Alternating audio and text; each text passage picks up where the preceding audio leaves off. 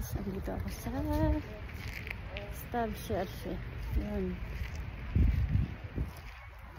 Ang daming tao dito. Parating maraming tao dito actually. Dinadayo talaga siya. Nandun na si Dudong. Ayan siya. Ang ganda-ganda niya. Yun nga yung may isang post ako dati. Yung medieval church ngayon. Nasa ibang lugar naman yun. Eto. Maganda din ito. Yun yung ano niya. Yun. Ang ganda. Yan yung sinasabi ko.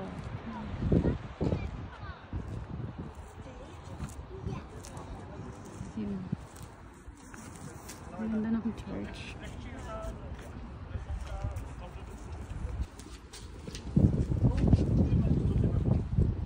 Ang ganda niya, diba? Ng structure. Ito. Kaya lang, sa napapansin nyo, lahat ng mga churches dito sa Norway, maluma man ng ano. Dito nilalagay yung mga sementeryo nila. You know? Diba sa atin sa Pilipinas, separate yan siya. Hindi siya kasama sa churches. Ayan. Ganda niya.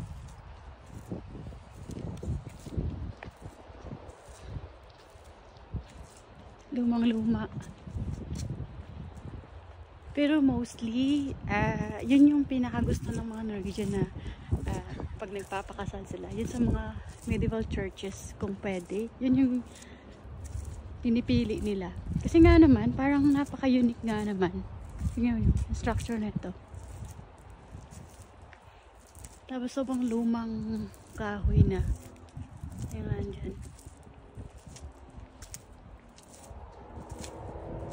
Dong, these are like 100 years old. Yeah. It is there.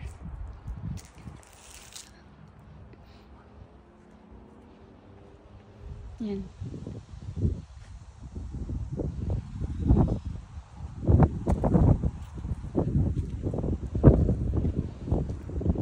Ciao.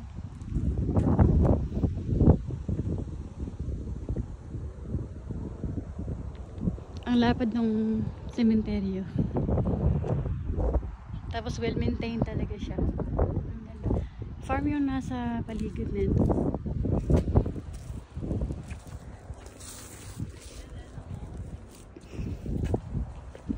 Tingnan mo siya. Oh. Parang kinulayan lang yata yan eh. Star. Ha? Star.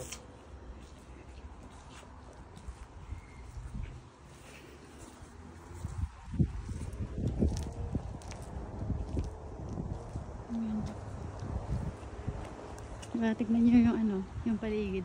Puro black and brown lang.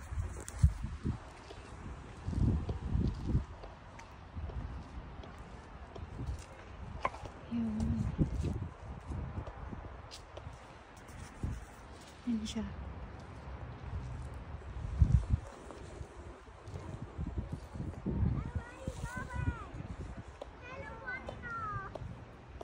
Yun nga lang, parang mature yung nasa, parang may sementeryo sa labas nito. Hindi kasi na-picture si Dudong sa akin, kaya ako na lang. Ito siya, malikod ko. Ito. Yan.